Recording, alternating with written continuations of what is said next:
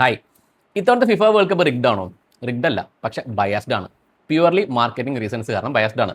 നേരത്തെ ഒരു വീഡിയോ ചെയ്തപ്പോഴത്തേക്കും അർജന്റീനയ്ക്ക് മെസ്സിക്ക് ഇതുള്ള ഹേറ്റ് ക്യാമ്പിന്റെ ഭാഗമായിട്ട് സംസാരിക്കുന്ന ഒരാളെന്ന രീതിയിൽ ഒരുപാട് ആൾക്കാർ എന്നെ ചീത്ത വിളിച്ചു, തെറി വിളിച്ചു. കുറേ എക്സ്പ്ലനേഷൻസുമായിട്ട് ഇൻബോക്സിൽ വന്നു. ആർക്കും പേഴ്സണലി ഒന്നും ചെയ്തില്ല, കൊടുത്തില്ല എക്സ്പ്ലനേഷൻ. എന്ന് വെച്ചാൽ ഇതൊക്കെ ചെയ്തുകൊണ്ട് എൻ്റെ ബാക്കി പണി നടക്കില്ല, ഇത് മാത്രം ചെയ്തുകൊണ്ടിരിക്കേണ്ടി വരും. അപ്പോൾ അർജന്റീന ശരിക്കും ഫിഫ ഫേവർ ചെയ്യുന്ന ഒരു രാജ്യം തന്നെയാണ്. അർജന്റീന മാത്രമല്ല, 4 രാജ്യങ്ങളുണ്ട്. നമുക്ക് ഇതിലേക്ക് വരാം. നമ്മുടെ ജിയാനി ഇൻഫന്റീനോ ഇല്ലേ, ഇപ്പോഴത്തെ ഫിഫയുടെ പ്രസിഡന്റ്, സെബ് ബ്ലാറ്റർ പുറത്താക്കപ്പെട്ടതിന് ശേഷം ഇലക്ഷൻ നിന്നപ്പോഴത്തേക്കും 2 വാഗ്ദാനങ്ങൾ കൊടുത്ത്. ഒന്ന്, ഈ വേൾഡ് കപ്പിൽ പാർട്ടിസിപ്പേറ്റ് ചെയ്യുന്ന കൺട്രീസിൻ്റെ എണ്ണം 32 നിന്ന് 48 ആക്കും. അതായി. ആൻഡ് രണ്ടാമത്തത്, സാമ്പത്തികമായിട്ട് ഒരുപാട് മെച്ചമുണ്ടാക്കി കൊടുക്കും. അതിൻ്റെ ഭാഗമായിട്ടുള്ള ബയാസ്ഡ് തീരുമാനങ്ങളാണ് ഫിഫ എടുത്തിരിക്കുന്നത്. ഇതിനു മുമ്പ് വേൾഡ് കപ്പ് നടന്നപ്പോഴൊക്കെ അത് നടത്തിയ രാജ്യങ്ങൾക്ക് വലിയ സാമ്പത്തിക ബാധ്യത ഉണ്ടായിട്ടുള്ളത്. 2010 സൗത്ത് ആഫ്രിക്ക വേൾഡ് കപ്പ് നടന്നു കഴിഞ്ഞപ്പോഴത്തേക്കും അവിടെ വലിയൊരു എക്കണോമിക് സ്ലോ ഡൗൺ തന്നെ ഉണ്ടായി. ബ്രസീലിലും ഇത് തന്നെയായിരുന്നു അവസ്ഥ. 10 പൈസ വരുമാനം അവർക്ക് കിട്ടിയിട്ടില്ല. റഷ്യയും പിന്നെ ഈ പറഞ്ഞ പോലെ ഖത്തറൊക്കെ കുറച്ചുകൂടി എക്കണോമിക്കലി പ്രോഗ്രസ്ഡ് ആയിട്ടുള്ള കൺട്രീസ് ആയതുകൊണ്ട് അവിടെ നടന്ന ക്രൈസിസിൻ്റെ വാർത്തകളൊന്നും കാര്യമായിട്ട് പുറത്തേക്ക് വന്നിട്ടില്ല. പക്ഷേ ഇത്തവണ ഹോസ്റ്റ് ചെയ്യാൻ വേണ്ടി 3 നേഷൻസ് മുമ്പോട്ട് വന്നപ്പം അമേരിക്ക, മെക്സിക്കോ, കാനഡ ഒറ്റ കണ്ടീഷനാണ് വെച്ചത്. ഇത് വലിയ സാമ്പത്തിക ബാധ്യത നമ്മുടെ നാട്ടിൽ ഉണ്ടാക്കി തരരുത്, അത് തരില്ല എന്നുള്ളൊരു വാഗ്ദാനവും ഉറപ്പും ഗ്യാരണ്ടിയും ഫിഫ കൊടുത്തിട്ടുണ്ട്. അതിൻ്റെ ഭാഗമായിട്ട് വിംബിൾഡൺ മോഡൽ ഒരു സീഡിംഗ് ആണ് ഫിഫ ഇത്തവണ അഡോപ്റ്റ് ചെയ്തിരിക്കുന്നത്. വിംബിൾഡൺ മോഡൽ സീഡിംഗ് എന്ന് പറയുമ്പോഴത്തേക്കും ടോപ്പ് 4 രാജ്യങ്ങൾ എന്ന് പറയുമ്പോൾ ഫുട്ബോൾ റാങ്കിങ്സിലെ 4 രാജ്യങ്ങൾ Argentina, Spain, France and England. ഇവർ ശരിക്കും പൂൾ ചെയ്ത് ഇരിക്കുന്ന രീതി വെച്ചിട്ട് ഇവർ തമ്മിൽ എങ്ങനെ കളിച്ച് വന്നാലും സെമി ഫൈനലാവാതെ ഇവർ തമ്മിൽ ഏറ്റുമുട്ടത്തില്ല. സെമി ഫൈനൽ നോക്കിക്കോ, ലൈനപ്പ് അങ്ങനെയല്ല വരാൻ പോകുന്നത്. ഞാൻ സംസാരിക്കുന്ന ദിവസം ഫ്രാൻസും സ്പെയിനും തമ്മിലാണ് സെമി ഫൈനൽ കളിക്കാൻ പോകുന്നത്. ഇനി ഇംഗ്ലണ്ടും അർജന്റീനയും തമ്മിലായിരിക്കും 99% സെമി ഫൈനൽ കളിക്കാൻ പോകുന്നത്. പക്ഷേ മാറി വരാം കേട്ടോ. ഇത് കൂടാതെ ബ്രസീലിനും ഈ പോർച്ചുഗലിനും ഒക്കെ ശരിക്കും ഫിഫയ്ക്ക് താല്പര്യം ഉണ്ടായിരുന്നു. പക്ഷേ അങ്ങനെ ഒരു രീതിയിൽ ഒരു സീഡിങ് കൂടെ വെച്ച് കഴിഞ്ഞാൽ കാര്യങ്ങൾ കൊളായിപ്പോകും. അതുകൊണ്ട് ഇങ്ങനൊരു രീതി അഡോപ്റ്റ് ചെയ്തു. പിന്നെ ടോപ്പ് 4 കൺട്രീസാണ്, ഒരുപാട് കഷ്ടപ്പെട്ടിട്ടാണ് അവർ റാങ്കിങ്ങിൽ ടോപ്പ് 4 എത്തിയത്. അതുകൊണ്ട് ശരിക്കും ന്യായീകരണം ഈ പറഞ്ഞ പോലെ മാർക്കറ്റിംഗ് ആണെങ്കിൽ പോലും നമുക്ക് ന്യായീകരണമായിട്ട് തന്നെ തോന്നും. ടോപ്പ് 4 കൺട്രീസിൽ ഇംഗ്ലീഷ് സ്പീക്കിംഗ് നേഷനായിട്ട് ഇംഗ്ലണ്ട് മാത്രമുണ്ട്. പക്ഷേ അമേരിക്കയും ഇംഗ്ലണ്ടും തമ്മിൽ ഈഗോ ഇഷ്യൂസ് ഉള്ളതുകൊണ്ട് ഈ അമേരിക്കക്കാർ ഇംഗ്ലണ്ടിൻ്റെ മാച്ചിന് കാണാൻ വേണ്ടിയിട്ട് എത്ര വലിയ മാച്ച് ആണെങ്കിലും എത്ര ഹൈ പ്രൊഫൈൽ മാച്ച് ആണെങ്കിലും ടിക്കറ്റ് എടുത്ത് വരാനുള്ള സാധ്യത കുറവാണ്. പിന്നീട് മാർക്കറ്റ് ചെയ്യാൻ ഏറ്റവും എളുപ്പം അമേരിക്കയിൽ ഇംഗ്ലീഷ് കഴിഞ്ഞാൽ ഏറ്റവും കൂടുതൽ സംസാരിക്കുന്ന ഭാഷയായിട്ടുള്ള സ്പാനിഷ് ഭാഷ സംസാരിക്കുന്ന രാജ്യങ്ങളുടെ മാച്ചുകളാണ്. ആൻഡ് മെക്സിക്കോയുടെ ഭാഷയും സ്പാനിഷാണ്. സോ രണ്ടും കൂടെ കമ്പയർ ചെയ്യുമ്പോഴത്തേക്കും സ്പാനിഷ് ഭാഷ സംസാരിക്കുന്ന സ്പെയിനിനും അർജന്റീനയ്ക്കാണ് മുൻതൂക്കം.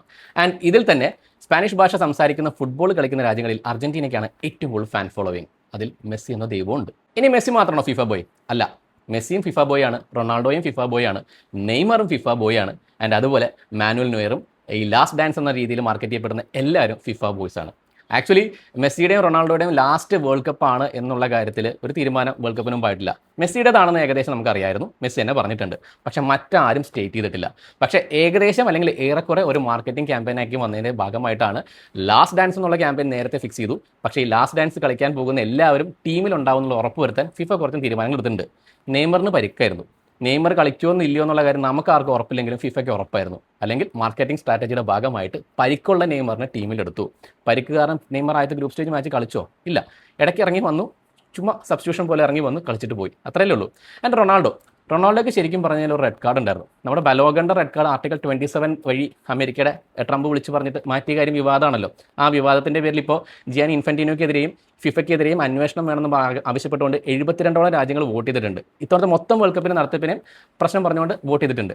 പക്ഷേ ഈ ആർട്ടിക്കൽ 27 പ്രകാരം ഈ റെഡ് കാർഡ് റിവോക്ക് ചെയ്തൊരു പരിപാടി നമ്മുടെ വേൾഡ് കപ്പിന് മുമ്പ് നടന്നിട്ടുണ്ട്. ക്രിസ്ത്യാനോ റൊണാൾഡോയ്ക്ക് ഗ്രൂപ്പ് സ്റ്റേജിലെ മാച്ചുകൾ 2 മിസ്സാവുമായിരുന്നു, ഒരു റെഡ് കാർഡ് കിട്ടിയിട്ടുണ്ടായിരുന്നു.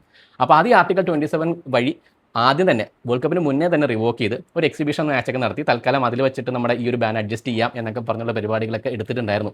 അത് കാരണമാണ് ഗ്രൂപ്പ് സ്റ്റേജിൽ ആദ്യത്തെ മാച്ച് തൊട്ട് റൊണാൾഡോ കളിച്ചത്. ഇനി ലാസ്റ്റ് ഡാൻസിൽ പറയുന്ന മാനുവൽ നോയർ, ലെഗസി പാച്ചുള്ള മാനുവൽ നോയർ, പുള്ളിക്കാരൻ ഓൾറെഡി റിട്ടയർ ചെയ്ത ആളാണ്.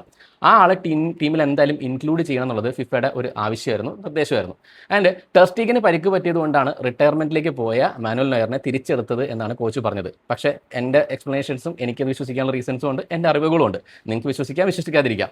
ഇനി ടെർസ്റ്റീഗൻ കളിക്കാൻ മെയിൻ 11 അല്ലെങ്കിൽ പ്രൈമറി കീപ്പറായിട്ട് ഉണ്ടായിരുന്നുവെങ്കിൽ പോലും മാനുവൽ നോയർ ഒരുപക്ഷെ ഉണ്ടാവും. മെസ്സിയും റൊണാൾഡോയും നെയ്മറും എംബാപ്പയും എർലിംഗ് ഹാലൻഡും മാനുവൽ നോയറും അങ്ങനെ ഒത്തിരി അധികം ആൾക്കാർ ശരിക്കും പറഞ്ഞാൽ ഫിഫ ബോയ്സ് ആണ്. പക്ഷേ ഈ ഫിഫ ബോയ്സിൽ റൊണാൾഡോയും മെസ്സിയുമാണ് ഏറ്റവും വലിയ ഹെവി വെയ്റ്റ്സ്. ഇവരുടെ പേരിലാണ് ഏറ്റവും കൂടുതൽ കാര്യങ്ങൾ മാർക്കറ്റ് ചെയ്യപ്പെടാൻ സാധ്യത, ഏറ്റവും കൂടുതൽ കാര്യങ്ങൾ ക്യാഷ് ആയിട്ട് മുമ്പോട്ട് വരിക. പക്ഷേ റൊണാൾഡോയുടെ ഒത്തിരി താല്പര്യം ഫിഫയ്ക്ക് കുറവാണ്. കാരണം മുന്നത്തെ വേൾഡ് കപ്പിൽ കൊക്കക്കോളയുടെ കുപ്പി എടുത്ത് മാറ്റി വെച്ചതിൻ്റെ പേരിൽ ഒരുപാട് ഷെയർ ഇടിവും ഒരുപാട് വിമർശനങ്ങളും ഫിഫ നേരിട്ടിരുന്നു. അത്തരം കാര്യങ്ങൾ ഇത്തവണ സംഭവിക്കില്ല, ഇല്ലെങ്കിൽ ഇത്തവണ സംഭവിക്കില്ല എന്നുള്ള കാര്യം റൊണാൾഡോയുടെ കാര്യത്തിൽ യാതൊരു ഉറപ്പും ഫിഫയ്ക്കില്ല. അതുകൊണ്ട് ഫിഫ ബോയ്സിൽ ശരിക്കും ഫിഫയ്ക്ക് ഏറ്റവും കൂടുതൽ പ്രിയം മെസ്സിയെ തന്നെയാണ്. ഇത്തവണത്തെ വേൾഡ് കപ്പിൽ ഓപ്പണിംഗ് മാച്ചിൽ 3 റെഡ് കാർഡ് പറഞ്ഞു. പക്ഷേ അതിനുശേഷം വന്ന ഒരുപാട് മാച്ചുകളിൽ അതിലും ഇൻറ്റൻസ് ആയിട്ടുള്ള ഫൗളുകൾ ഉണ്ടായിട്ടും വലിയ കാർഡൊന്നും പറഞ്ഞിട്ടില്ല. മെസ്സി അൾജീരിയയുടെ ഒരാളെ ചവിട്ടിയപ്പോൾ റെഡ് കാർഡ് കൊടുത്തില്ല എന്ന് പറഞ്ഞൊരു വിവാദമൊക്കെ ആണല്ലോ ആദ്യം ചൂട് പിടിച്ച് വന്നത്. പക്ഷേ അതിലും വലിയ വിവാദങ്ങൾ ഉണ്ടാവാൻ സാധ്യതയുള്ളൊരു മാച്ചാണ് നിങ്ങൾ നോക്കിക്കഴിഞ്ഞാൽ ഫ്രാൻസ് വേഴ്സസ് പരാഗ്വേ മാച്ചിൽ. എമ്മാതിരി കയ്യാങ്കളിയായിരുന്നു. പക്ഷേ ആ കയ്യാങ്കളുടെ ഇൻറ്റൻസിറ്റി അനുസരിച്ച് കാർഡുകൾ വന്നിട്ടുണ്ടോ? ഒരിക്കലും ഇല്ല, വരില്ല. ഇറാൻ്റെ ടീം പോകുമ്പോഴത്തേക്കും പറഞ്ഞ കാര്യങ്ങളൊക്കെ നമുക്ക് ഇമോഷണലി ഭയങ്കരമായിട്ട് അഫക്റ്റ് ചെയ്തതാണ്. ശരിക്കും പറഞ്ഞു കഴിഞ്ഞാൽ നല്ലൊരു വേൾഡ് കപ്പ് നടത്തുമ്പോഴത്തേക്കും എല്ലാവർക്കും റെസ്പെക്റ്റും ഈ പറഞ്ഞ പോലെ ഒരു സുതാര്യതയും അത് വേണം എന്നുള്ളൊരു നോട്ടൊക്കെ എഴുതി വെച്ചൊക്കെ നമ്മൾ കണ്ടതാണ്. അതുപോലെ ഒരുപാട് രാജ്യങ്ങൾക്ക് പരാതി ഉറപ്പായിട്ടും ഉണ്ടാവും.